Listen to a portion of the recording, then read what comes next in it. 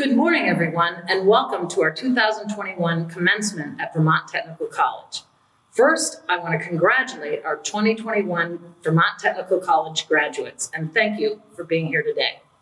Before we get started, I'd like to introduce the platform party that is here with us today, and we'll start with Dr. Anna Guyette, who is our academic dean.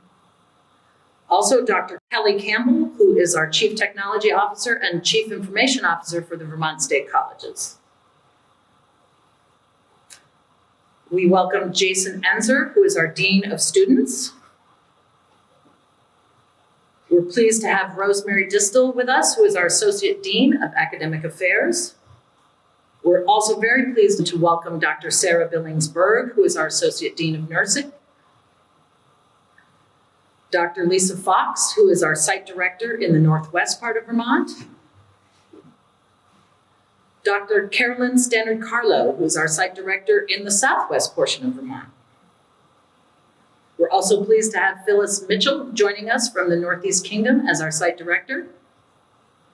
And last but definitely not least, Susan Fredette, who is a past president and current treasurer of the Alumni Association for Vermont Tech. And once again, welcome to everyone. And I have been the president of Vermont Technical College for almost 5 years now, long enough to see classes of students start and finish their career at Vermont Tech. I'm always profoundly proud at this very moment, knowing that each of you chose our college, let us help you on your path, and to see you launch into the next phase of your life is an honor. I'm especially proud of your class because of the extra tasks and burdens each of you have had to bear to get to today. Each and every one of us has been dealing with our own stresses in life, compounded by a pandemic. You truly are an historic class from Vermont Tech. You not only met the rigor of the Vermont Tech degree program, you studied remotely, followed health and safety guidance to access lab and clinical work, and connected with peers and faculty virtually to get yourself through. If there was a way to give each of you an extra degree in resilience, we would, because you have earned it. I hope you are as proud of yourselves as I and my colleagues are of you, seeing you reach this achievement. You will have stories to tell your grandchildren that you graduated from college during a pandemic. Very few prior generations can brag about that. There were some sunny spots during this COVID year. We're so grateful to our healthcare partners who have enabled our health occupation students to remain at clinical. We are glad our professional pilots could still get up in the air, and we're happy our vet tech students could come to campus for their studies and to work on our fur babies. We're very happy our faculty really stepped up and got better at remote delivery. Faculty have seen how we can provide remote delivery to enable more students to access our valuable programs. We learned a lot about virus transmission, healthy habits that will stay with us a long time, and you have learned those extra habits in clinical. We've learned about resiliency, patience, hopefully tolerance, and a lot more about personal responsibility. Not because we wanted to, but because we had to. So how do you take that personal responsibility to the next level? How can we nurture it and make it even more? And what does personal responsibility really even mean? Researching this idea, I found that folks typically define it as meaning, quote, you are willing to accept and live by society's established standards of individual behavior, end quote. When these expected societal standards are not met, someone with personal responsibility doesn't seek others to blame. Rather, they are able to maturely respond to the challenges themselves and take the blame for their actions. Or simply put, your life is full of choices, and what you do with them governs your whole reality. Personal responsibility is in part seeing that your decisions have direct impact on your life and life events. It's recognizing that no matter where you are in your life, you're able to see that you can create both good and bad circumstances. Connie Stemmel, a writer and social activist, writes in The Habits of a Better Life, One Habit at a Time, about 8 key ingredients for personal responsibility that resonated with me that I wanted to share with you. The first key ingredient to be personally responsible is communication. You have to be able to communicate effectively. You need to communicate if you're encountering unclear expectations at your work or in your interpersonal lives. You have to communicate so you don't make assumptions. You need the feedback so you can learn from mistakes or successes. Also, when you communicate about your mistakes, people are less likely to get angry and are typically more willing to work with you to solve a problem. One way to ask questions is, how can I make it better the next time? What do I need to know to do it better? The second key ingredient is you need to create boundaries. Do not overcommit yourself to a task or project. Carefully consider your workload before agreeing to another task or role. If you take on too much, it's too easy to drop the ball on something and let someone or yourself down. It's hard to take personal responsibility when you're overburdened. You will probably find yourself burnt out. If you can just say, just not right now, or I'd be happy to, but I need to finish something else up first, it shows you've accepted the personal responsibility of setting boundaries to make your life more manageable. A third key ingredient, humility. The ability to step away from your pride to admit when you have made a mistake or that you're not the best person to take something on. To be humble, you need to know your strengths and your weaknesses and have the self-control to take on only what you can handle. To know when to say no, despite your eagerness to prove yourself, is important. Instead of blaming other people or external factors, people with humility take responsibility for themselves by advocating for their own needs and owning their weaknesses. A fourth important component of personal responsibility is the ability to control impulses. People make poor decisions in the moment, at the time, to appease their impulses, even though those decisions may have obvious negative impacts. If you write an email or a letter in anger, park it and go back the next day when you're less agitated and rewrite with personal responsibility in mind. Accepting that your faulty behavior is in your control takes courage and is essential to the pursuit of personal responsibility. Which leads me to number 5, courage. And courage is a big one. It's scary to accept your failures. It's hard to truly apologize for a mistake and mean it. If you can build the courage you need to accept your failures, you will be demonstrating personal responsibility. Much of our inability to accept mistakes is fear-driven. To build courage, you need to identify what you're afraid of. Engaging with your fear and exploring possible causes will help build courage. It's hard to speak up when someone's being wronged. It's hard to admit you do not understand and need more clarity, but it is rewarding to get that clarity and to move forward. And remember, recognize that failures are temporary and courage is permanent. That helps. The 6th trait is persistence. Regardless of the struggles, moving forward toward personal responsibility is important. Pushing through, persisting despite the roadblocks. I think you all have a master class in persistence this past year. Yet you knew your goals and the task you needed to do to complete them. Your persistence can serve you well in the future, so keep tapping into that resource. 7th, be your authentic self. When you have personal responsibility, you don't react to things around you, you act. You are self-directed, self-disciplined, and you know right from wrong. To be responsible to yourself means you will do what is expected of you, even when no one is around to know it or see it. It is intimidating to take risks and stand up for things you believe are right. Doing so helps assure to you that you are not standing by the sidelines when it comes to your own life. Being your authentic self means making no excuses.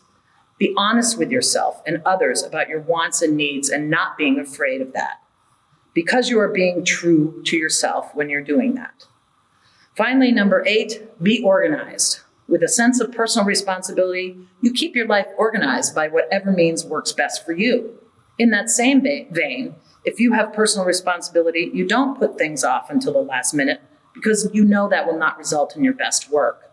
It also requires doing the hardest thing first before you keep going on your to-do list, which is a great time management tool as well. Remaining tasks are easier that way because the hardest and the worst is behind you. So I've spent a lot of time of your commencement sharing how of personal responsibility, outlining the key components in the form of a final lesson from your president. Let me share the why. I believe we need more personal responsibility in this world. Looking around this last year at the lessons from the pandemic, personal responsibility has stood out to me as a key public health measure. I wear my mask to keep those around me safe as well as myself. Families visit virtually to avoid transmitting viruses to grandparents. Nurses, doctors, and respiratory therapists and radiologists leave their scrubs in the garage to avoid bringing transmission into their homes. These examples are just a few ways that we, as people, have taken personal responsibility for our own health and that of others. And when practiced, it has worked. It has suppressed the spread. I have to look no further than Vermont Tech's own case tracking statistics to see how our community has taken the Knight's Pledge seriously and kept our communities safe. With the proverbial light at the end of the pandemic tunnel, life will undoubtedly hand us all opportunities to flex our personal responsibility muscles. You may take leadership roles at work where demonstrating personal responsibility will guide your team to greater success and collaboration. You will have conflict in your life because we all do at some point, and your courage and humility will help resolve it to the betterment of everyone involved. You may take on another challenge as great as the one you have just achieved by getting your degree, and your persistence and personal responsibility to your own goals will help you stretch and reach higher. Your community may strive for greater equity, to right the wrongs of racism, where you having personal responsibility for your own bias will break through the barriers and let change occur. I fully recognize there are people for whom taking personal responsibility is tough. Circumstances they were born in may make it much harder. Circumstances beyond your control can make it tough. But we can make choices on how we will address these circumstances. And that is what personal responsibility is about. You move forward despite the odds, and most often, you reap the reward. I hope for all of you, you can continue to build on your quest for personal responsibility. You have taken a huge first step by attending Vermont Tech to obtain the education and abilities you will need to be successful in your career and your life. You demonstrated you have personal responsibility by getting to this graduation. Success in college can and will lead to success in your career if you continue to seek personal responsibility. A successful career enables you to pursue the things you want in life. It can give you choices. You get to make the choices to grow, flourish, and succeed in your career and your life. You get to make the communities you want to be part of better communities, more respectful and attentive to everyone's needs in addition to your own. You will go forth and demonstrate what taking personal responsibility can do for you and those around you. I know you will do that and do it well. Go forth, Vermont Tech Knights, and change the world for the better. I wish you continued success and personal responsibility. Don't forget where you got your start. While the Vermont Technical College will evolve, our spirit, our resolve, our success will not change nor fail. Remember Vermont Tech as you change the world. Stay in touch so we too know your future. Good luck and God bless.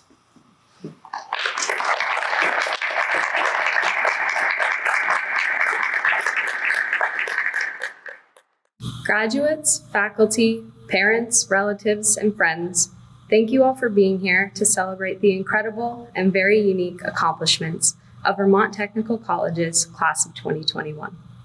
I'm sure you're all aware of this, but just to remind you, we have spent over an entire year of our college careers in virtual classes. Take a moment to think about that. A little frustrating, right? Now I want you to think about how, as a college, we took on this challenge with optimism and turned it into an opportunity, one to adapt, evolve, and even thrive in this time of uncertainty. We still managed to receive the hands-on learning that sets Vermont Tech apart from every other college. We found new ways to carry on old traditions. We even carried on with bingo nights virtually. And now we are all at home, graduating in our pajamas, or at least I am. Either way, it's safe to say that this is far from what we all envisioned our graduation to look like. Then again, if you had asked me over a year ago if I saw myself giving this speech right now, I would have said there was a better chance of a pandemic shutting down the world. You see, I've always been known as the quiet one. Growing up, my sister was quite literally my voice, and I'll admit to abusing her chattiness just a bit. I must say, it was nice having a voice without having to use my own. And after those several sentences, you're probably wondering why I'm up here. Don't worry, I'm wondering the same thing. But quite honestly, I was planning on being a little uncomfortable. Strange, right? Let me give you a little insight. Although I found my voice years before college, it was strictly on an as-needed basis. I owe Vermont Tech all of the credit for bringing out my voluntary voice. Sure, college brings out the drive to become the best version of ourselves, but let's be honest, that feeling fizzles out after freshman orientation. Reigniting this drive can require a moment of realization to set an amplifying motion into place, the kind that starts small and then results in a shift where the new normal becomes just the everyday way of life. Surprisingly enough, an 8 a.m. Monday lecture was this turning point for me. I know what you're thinking. She actually paid attention in a Monday 8 a.m. lecture? Well, yes and no. It's possible that I was daydreaming when Professor Sable asked the class a question. It had only been a couple of seconds, but you know how that feels like an eternity when no one speaks up. Rather than just reveal the answer and continue on with class, he took this as a teaching moment. And boy, did he have a lot of these. But this one in particular stuck with me more than the others. I'm not sure if he should be proud or concerned. Anyways, he told us that answering a question, whether you end up right or wrong, is better than not answering at all. You're correct? Cool, you know your stuff, and you look pretty smart in front of the class too. You're wrong? Not so cool, you don't know what you're talking about. But that's where we're all wrong. He told us that speaking up with the incorrect answer will actually help ingrain the correct one into your memory. And who am I to question Professor Sable? The reason this stuck with me was because I was always uncomfortable with speaking up. So when his advice clashed this against my ability to learn, I had to make a decision. Was I going to avoid everything I found uncomfortable and hinder my ability to fully reach my potential at college? Of course not. It was time to get comfortable with being uncomfortable. It suddenly felt like I was Jim Carrey in Yes Man. I was saying yes to everything. An invitation to present a design project at the Vermont State House? Sure. Taking a break from homework to hang out with some new friends? I'm in. Even joining the yarn circle at the library? Why not? All of these new experiences that Vermont Tech provided me with were opportunities for growth, joy, adventure, you name it, that I had previously been missing out on because I didn't dare leave my itty-bitty comfort zone. The thing is, if you're comfortable, you're not growing or learning. You're going about your life the same, day in and day out. And while routines are nice and they can make you feel secure, they can also make you feel like life just happens to you. On the other hand, turning off your autopilot and becoming aware of your surroundings can open doors you never knew existed. It allows you to make conscious decisions in life and even encounter opportunities to conquer what makes you uncomfortable. The famous and always cliche saying, life begins at the end of your comfort zone, could not be more accurate. You see, while comfort produces security and contentment, it also smothers any form of growth or change. Without either of the latter, we cannot fully live life. Personal growth allows us to build better habits, see the world through different points of view, and just constantly be working towards a better version of ourselves. And what about change? Just about everything in this world is ever changing. The seasons, current trends, and no matter how hard you try to stop it, even your age. I want you to imagine it's an early spring morning and the birds are singing outside your window as you open it up and take in a deep breath of that crisp air. Refreshing, right? Now I want you to imagine we had not just come out of another long and cold Vermont winter. It dulls that feeling just a bit. So if change can make the simplest of things feel refreshing, why not apply it to your life? Whether we like it or not, our lives are going through a major change as we sit here right now. Graduating college means no more all-nighters to finish that project we put off for the last minute, and no more eating pizza for every meal because the dining hall has a limited selection for picky eaters. Or is that just me? But honestly, this change means no more late nights hanging out with the friends that became family, and no more eating Al's pizza because we actually chose to. Saying goodbye to all that Vermont Tech has given us, the enjoyable and the not so enjoyable, is truly bittersweet. But as we close this chapter today, know that the next chapter is going to be even better. Certainly not because we are leaving this tight-knit community, but because we are leaving it with endless amounts of knowledge and experiences that have prepared us to take on whatever comes next. Whether this change is exciting or scary for you, I want you to think about the word uncomfortable and how you personally define it. And when you leave here today, whether you are just starting out in this post-college world or not, Challenge yourself to make that definition apply to the word comfortable instead. Then redefine uncomfortable and start all over again. Although our college years may be coming to an end, this does not mean we will stop learning, evolving, and experiencing, all of which cannot happen without stepping out of our comfort zones. This morning, public speaking was included in my definition for uncomfortable in bold red letters. But I can proudly say it has now become part of my ever-growing definition for the word comfortable. So thank you, Vermont Tech, for this final opportunity you have provided me with. And thank you to every professor for not only preparing us for this day, but for constantly encouraging us to pursue every challenge and opportunity with a positive mindset. We quite literally would not be graduating if it weren't for you. And thank you to every last person who is part of this one-of-a-kind institution for helping us grow here. Through all of our failures and successes, we are who we are today because of each and every one of you. Now I would like to personally thank my dad, Lainey, Max, and the rest of my family for motivating me to reach my full potential and for the never-ending flow of congratulations, typically spoken before I could spit out what you were congratulating. And thank you to all of my friends, old and new, for the countless memories that will always bring a smile to my face and for constantly inspiring me just by being such incredible people. Now, to the class of 2021, we did it, despite all of the challenges thrown our way. Now let's go show the world that this small college has big outcomes. It is now my distinct pleasure to welcome to the podium Susan Fredette, Vermont Tech Alumni Association Executive Board Member, past President and current Treasurer.